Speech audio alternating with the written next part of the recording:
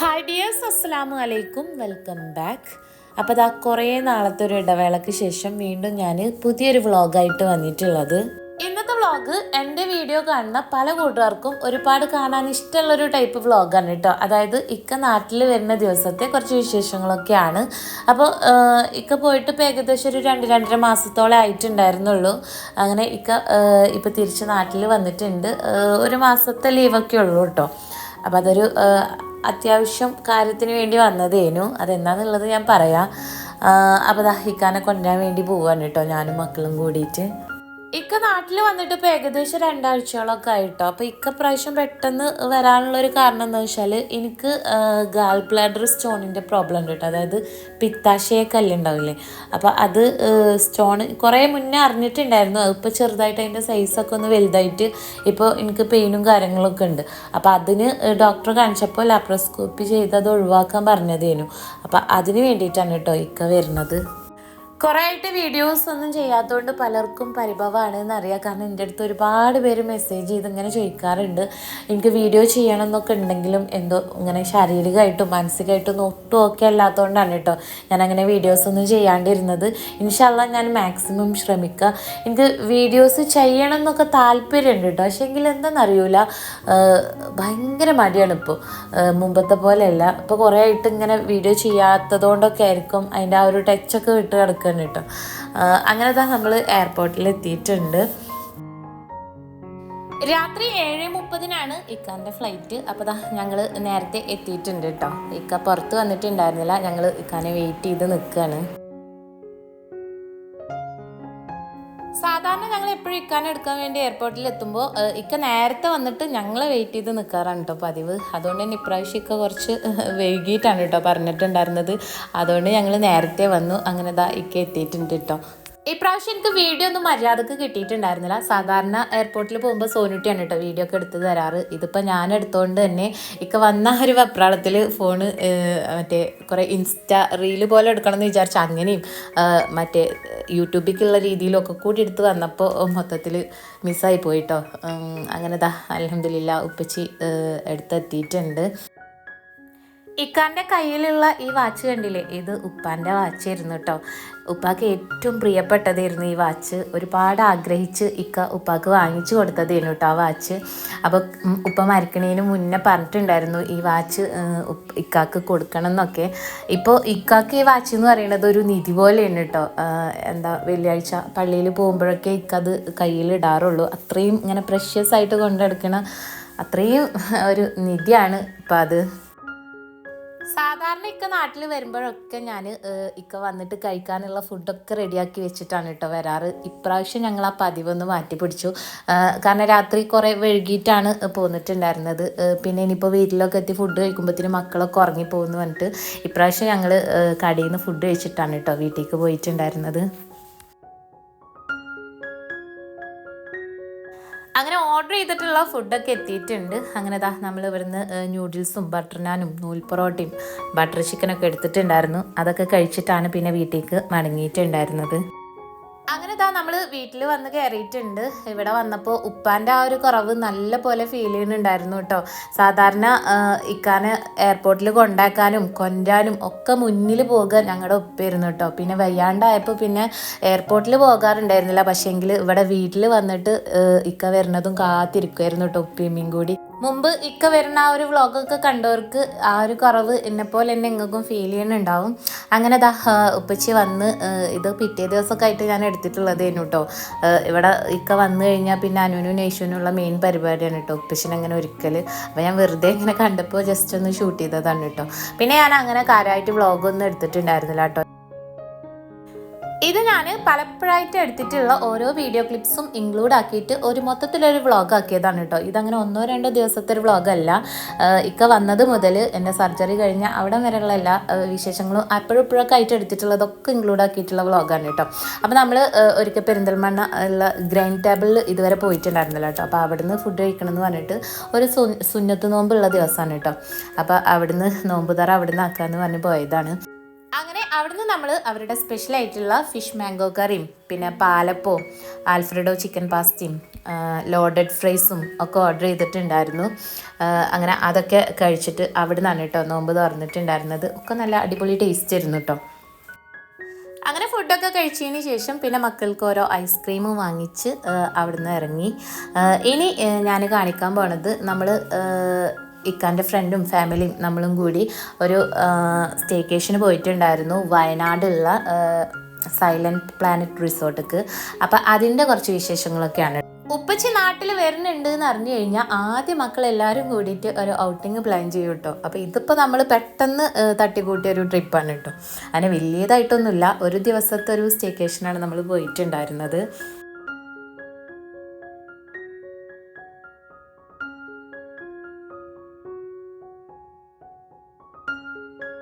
അങ്ങനെ നമ്മളവിടെ രാത്രി ഒരു 10 മണിയോടെയാണ് കേട്ടോ എത്തിയിട്ടുണ്ടായിരുന്നത്. നമ്മൾ വീട്ടിൽ നിന്ന് ഇറങ്ങാൻ കുറച്ച് വൈകിയിട്ടുണ്ടായിരുന്നു. വൈകിട്ട് ഒരു 5 മണിയൊക്കെ ആയപ്പോഴട്ടോ നമ്മൾ വീട്ടിൽ നിന്ന് ഇറങ്ങിയിട്ടുണ്ടായിരുന്നത്. കുറച്ചും കൂടി നേരത്തെ ഇറങ്ങണം എന്നൊക്കെ കരുതിയതാട്ടോ, പക്ഷേങ്കിൽ വൈകിപ്പോയി. അങ്ങനെ 10 മണിയായപ്പോഴാണ് നമ്മളിവിടെ റിസോർട്ടിൽ എത്തിയിട്ടുണ്ടായിരുന്നത്. ഈ ഒരു റിസോർട്ട് വരുന്നത് കോഴിക്കോടിൻ്റെയും വയനാടിൻ്റെയും ഇടക്കായിട്ടാണ് കേട്ടോ. അങ്ങനെ നല്ല അടിപൊളി ഒരു ആംബിയൻസ് ആണ് കേട്ടോ, കാണാനും നല്ല ഭംഗിയാണ് കേട്ടോ റിസോർട്ടൊക്കെ. പിന്നെ ഇവിടെ നല്ല അഫോർഡബിൾ പ്രൈസ് ആയിട്ട് എനിക്ക് തോന്നി കേട്ടോ. ഞങ്ങൾ 2 ഫാമിലിക്കും കൂടെ 2 കോട്ടേജ് എടുത്തിട്ടുണ്ടായിരുന്നത്. അത് ഏകദേശം ഒരു 7000 രൂപയാണ് കേട്ടോ വന്നിട്ടുണ്ടായിരുന്നത്. മക്കൾ പിന്നെ ഈ ഒരു പൂള് എക്സ്പ്ലോർ ചെയ്യണം എന്നുള്ള ഒരൊറ്റ ഉദ്ദേശത്തിലാണ് കേട്ടോ ഇവിടെ വന്നിട്ടുണ്ടായിരുന്നത്. പക്ഷെ നമ്മളിവിടെ എത്തിയപ്പോഴേക്കും 10 മണി ആയിട്ടുണ്ടായിരുന്നു. അപ്പോൾ ഈ ഒരു ടൈം പൂളിൽ ഇറങ്ങേണ്ട ടൈമൊക്കെ കഴിഞ്ഞിട്ടുണ്ടായിരുന്നു കേട്ടോ. എന്നാലും നമ്മൾ വൈകി എത്തിയതുകൊണ്ട് അവിടേക്ക് മക്കളൊക്കെ ഉള്ളതുകൊണ്ട് തന്നെ കുറച്ചും കൂടെ ടൈം തന്നിട്ടുണ്ടായിരുന്നു.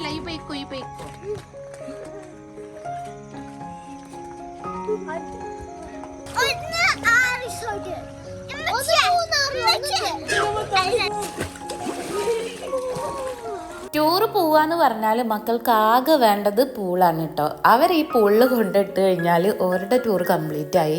ഞങ്ങൾ ഈ പൂളിൽ ഇറങ്ങിയ ടൈമിൽ നല്ല തണുപ്പുണ്ടായിരുന്നു കേട്ടോ. ഞാൻ വയനാട് ഇത്രക്ക് തണുപ്പ് പ്രതീക്ഷിച്ചിട്ടുണ്ടായിരുന്നില്ല. രാത്രി ഫുഡ് അന്വേഷിച്ച് പോയതുകൊണ്ട് രാത്രിയിൽ പൂളിൽ ഇറങ്ങാനൊന്നും പറ്റിയില്ല കേട്ടോ. അപ്പം എന്നാൽ പിന്നെ പകലിറങ്ങാമെന്നും പറഞ്ഞിട്ട് പൂളിൻ്റെ അടുത്ത് വന്നിട്ട് തണുത്ത് വരച്ച് നിൽക്കുകയാണ് കേട്ടോ.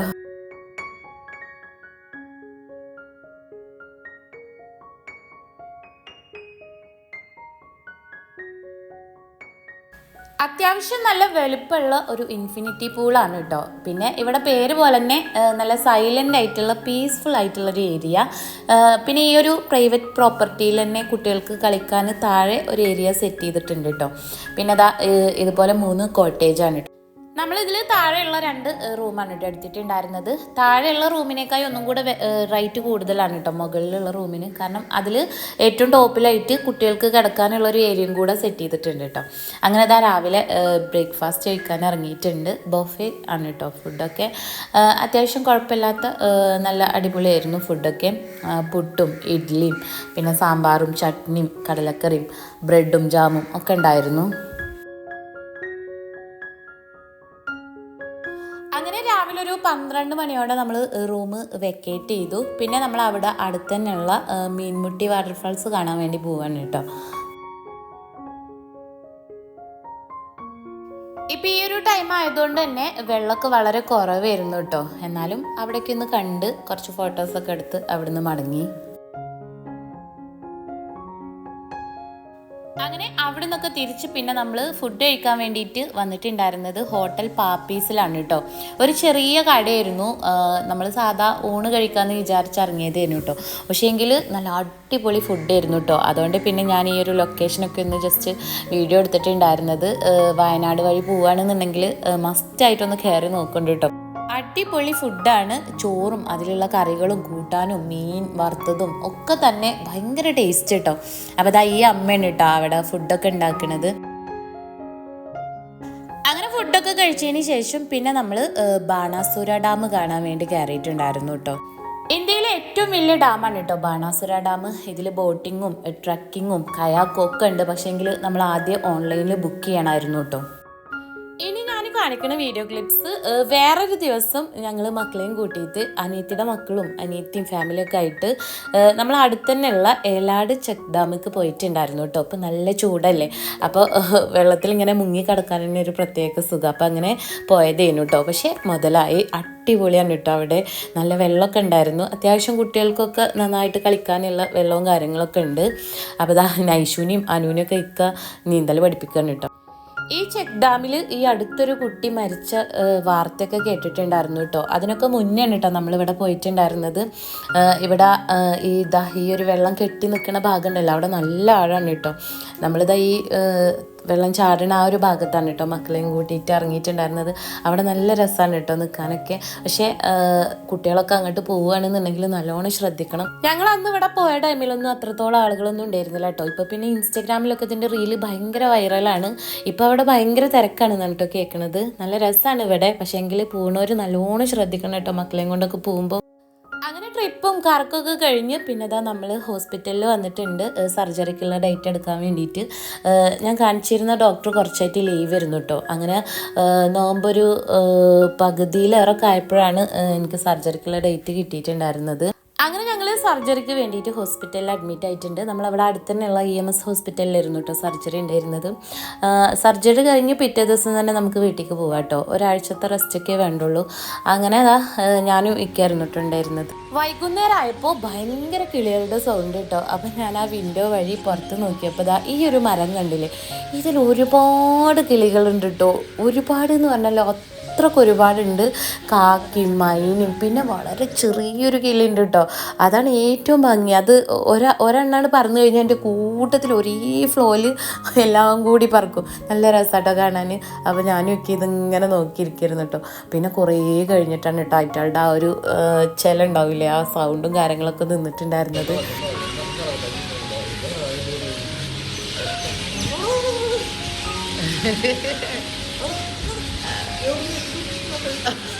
വരുന്നത് എവിടുന്നാന്ന് അറിയുന്നില്ലല്ലേ.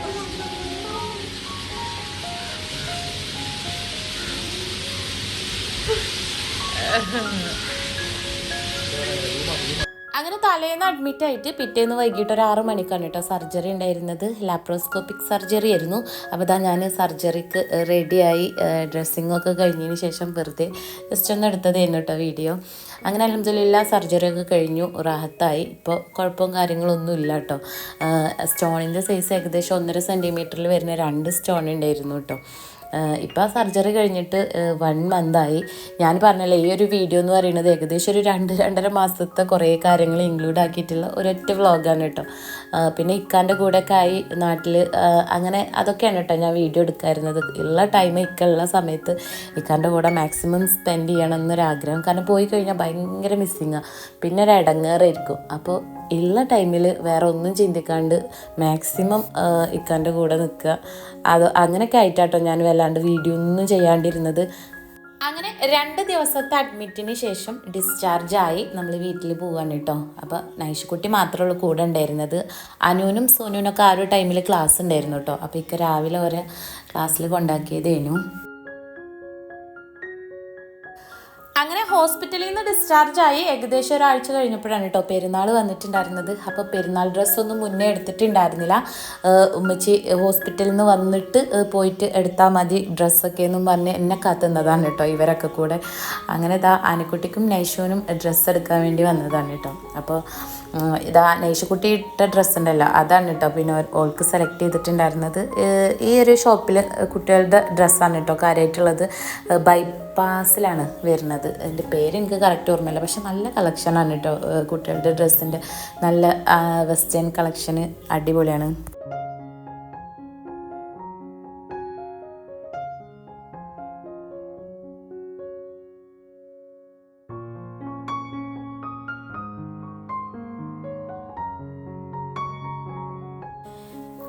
ലിയോം ജൂനിയർ അതാണ് കേട്ടോ ഷോപ്പിൻ്റെ പേര്. അങ്ങനെ പർച്ചേസിംഗ് ഒക്കെ കഴിഞ്ഞ് പിന്നെ അടുത്ത പരിപാടി അനിക്കുട്ടിക്കും നൈഷുവിനും അവരുടെ മുടിയൊക്കെ ഒന്ന് സെറ്റ് ചെയ്യണം അത്രേ. അപ്പോൾ അതിന് വേണ്ടിയിട്ട് കരിങ്കല്ലത്താണ് ഇപ്പോൾ പുതിയതായിട്ട് ഓപ്പൺ ചെയ്തിട്ടുള്ള ബ്യൂട്ടി പാർലറിൽ വന്നത്. അനുവിനും നൈഷുവിനും ചുരുണ്ട മുടി ആയതുകൊണ്ട് തന്നെ അവർക്ക് സ്ട്രൈറ്റ് ഹെയർ ഭയങ്കര ഇഷ്ടമാണ് കേട്ടോ. അപ്പോൾ അവരുടെ ഹെയർ ഇടയ്ക്കൊക്കെ ഇക്കും സോനും ഒക്കെ ഒന്ന് സ്ട്രൈറ്റ് ആക്കി കൊടുക്കലൊക്കെ ഉണ്ട് കേട്ടോ. ഇതിപ്പോൾ അവർ കട്ട് ചെയ്ത് ഒന്ന് ചൂടാക്കി വലിച്ചപ്പോൾ മുടി കണ്ടില്ല, അടിപൊളിയായിട്ട് കിടക്കുന്നുണ്ട്. അത് കേട്ടപ്പോൾ നൈഷുവിന് ഭയങ്കര ഹാപ്പി ആയിക്കൊണ്ട് കേട്ടോ. പക്ഷേ ഇത് ജസ്റ്റ് ഒന്നിങ്ങനെ സെറ്റ് ചെയ്തതാണ് കേട്ടോ. അതൊരു ഒന്ന് കുളിക്കുമ്പോഴേക്കും അത് പോയിട്ടുണ്ടായിരുന്നു. അങ്ങനെ ആനിക്കുട്ടിക്ക് ലെയർ കട്ടാട്ടോ ചെയ്തിട്ടുണ്ടായിരുന്നത്. നൈഷുവിന് പിന്നെ നോർമൽ കട്ട്.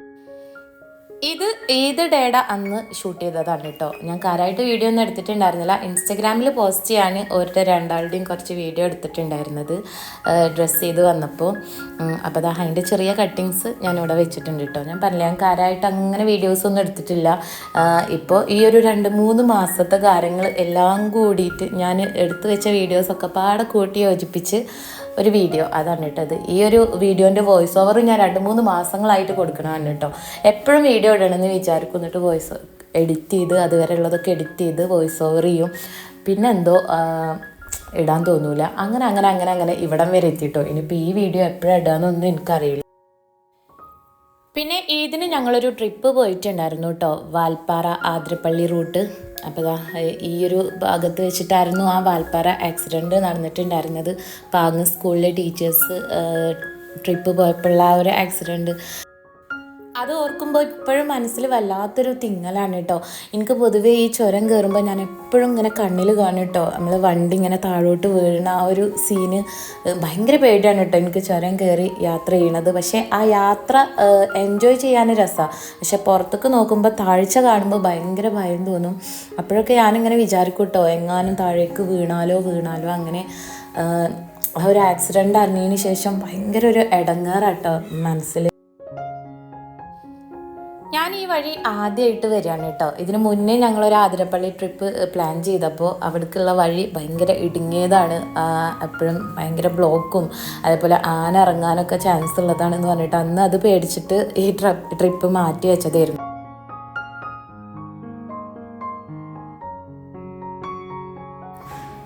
അങ്ങനെ നമ്മളിതാ വെള്ളച്ചാട്ടത്തിൻ്റെ അടുത്തേക്ക് എത്തിയിട്ടുണ്ട് കേട്ടോ. ഈ വെള്ളച്ചാട്ടം കാണാൻ വേണ്ടിയിട്ട് ഒരുപാട് ഇങ്ങോട്ട് താഴോട്ട് ഇറങ്ങി പോരാനുണ്ട് കേട്ടോ.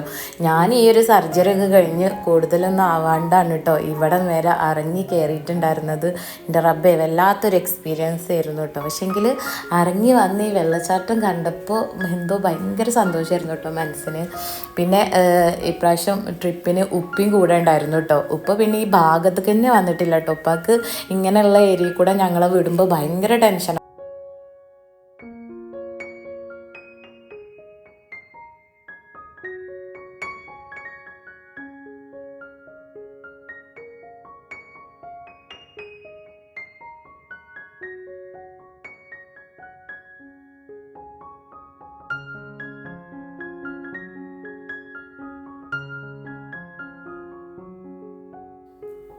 അങ്ങനെ ഇപ്രാവശ്യമൊക്കെ നാട്ടിൽ വന്നിട്ട് മര്യാദക്ക് വീട്ടിലിരുന്നിട്ടില്ല എന്ന് വേണം പറയാൻ. കാരണം നല്ല ചൂടായിരുന്നില്ലേ. ഇടയ്ക്കിടയ്ക്ക് പുഴയിലും ബീച്ചിലൊക്കെ തന്നെയായിരുന്നു. അതിനിടയ്ക്ക് നമ്മളെ അനിക്കുട്ടിയുടെ ബർത്ത്ഡേയും കഴിഞ്ഞിട്ടുണ്ടായിരുന്നു കേട്ടോ. അങ്ങനെ ബർത്ത്ഡേ സെലിബ്രേഷനും കഴിഞ്ഞ് 3 മാസത്തെ ലീവിന് ശേഷം ഇക്ക തിരിച്ച് ഖത്തറിലോട്ട് പോയി. അപ്പോൾ ഇതൊക്കെയാണ് കേട്ടോ നമ്മുടെ ഈ ഒരു 3 മാസക്കാലത്തെ വിശേഷങ്ങൾ. യൂട്യൂബിൽ നിന്ന് ചെറിയൊരു ഗ്യാപ്പ് എടുത്തതേനു, മനഃപൂർവ്വമല്ല, അങ്ങനെയൊക്കെ ആയിപ്പോയതാണ് കേട്ടോ. എന്തോ വീഡിയോ ഒരുപാട് വൈകി. അപ്പോൾ ഇൻഷാ അല്ലാഹ് വീണ്ടും നമുക്ക് പുതിയ വിശേഷങ്ങളൊക്കെ ആയിട്ട് പുതിയ വീഡിയോസൊക്കെ ആയിട്ട് വീണ്ടും കാണാം കേട്ടോ. Thank you.